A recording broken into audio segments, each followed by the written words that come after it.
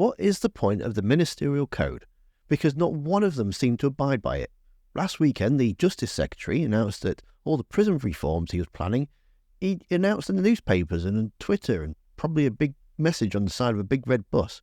But what he didn't do was stick to the code and announce it in Parliament first. So far, we've seen Suella Braverman break the ministerial code by lying at the dispatch box. We've also seen Oliver Dowden break the ministerial code by lying at the dispatch box.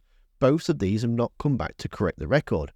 Now the Justice Secretary has also broken the ministerial code, so what is the point of it? It's good that MPs like Chris Bryant will keep calling it out, and they should keep calling it out, but the so-called independent advisor on ministerial interests can't launch an investigation to an MP that might have broken the code without the Prime Minister's say-so.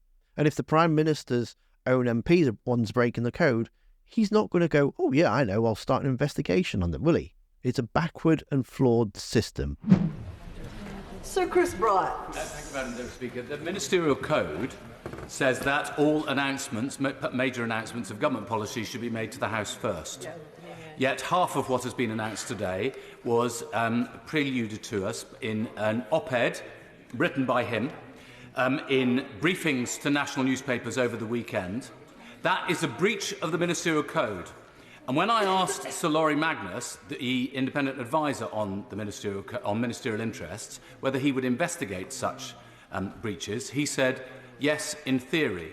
Would it not be a good idea, especially considering the fact that the minister thinks that short and minor sanctions lead to recidivism, if there was a substantial sanction against ministers doing this, and he reported himself to the independent advisor?